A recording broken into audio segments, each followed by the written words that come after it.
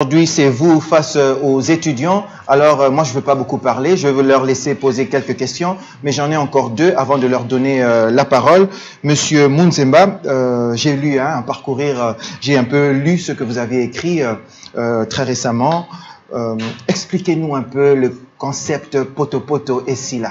Qu'est-ce que ça veut dire au juste? Et qu'est-ce que vous visez? C'est exactement ça, c'est de dire, de regarder où est le pays, où est-ce que nous sommes. J'ai partagé pour ceci là avec quelqu'un, j'ai eu quelqu'un qui m'a écrit non, tu veux être candidat à député, ne fais pas des promesses aux gens que tu vas construire les routes.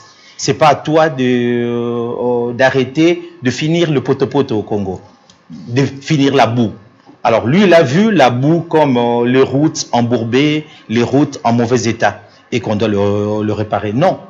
Poto-poto, et si là, j'ai essayé d'expliquer tout ce que nous constatons dans notre pays. Ce n'est vraiment pas le constat de moi-même, c'est le constat que nous avons de tout le monde.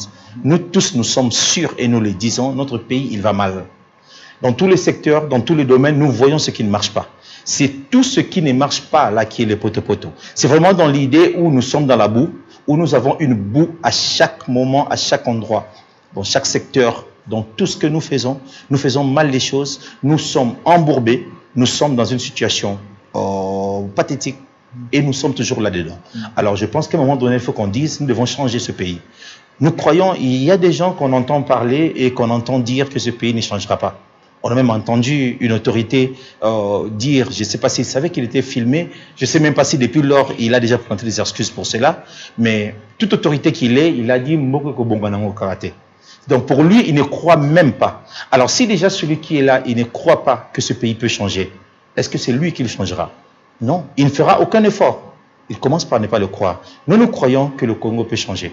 Le Congo peut être meilleur. Cela est possible. Et il ne peut le devenir que si nous, les enfants du Congo, nous nous levons, nous disons, nous devons travailler pour ce pays. Nous devons donner de notre, nous devons donner tout ce que nous avons pour que ce pays aille de l'avant. Donc, le but ici, là, c'est que nous voulons travailler à ce que notre pays devienne mieux. Nous voulons finir le poto-poto qu'il y a dans la politique, le poto-poto qu'il y a dans le marché, dans le journalisme, dans les chauffeurs de taxi en cours de route, le poto-poto que nous avons à tout niveau. Même chez nos amis étudiants, dans l'université. Tous ces poto-potos-là, nous allons travailler pour que cela s'arrête. Il faut que notre pays redevienne modèle. Il faut qu'on arrête de parler de notre pays en riant. Nous sommes la risée de tout le monde, du monde entier, et même dans la sous-région. Nous regardons même autour de nous des tout petits pays sans grand potentiel, sans grande capacité.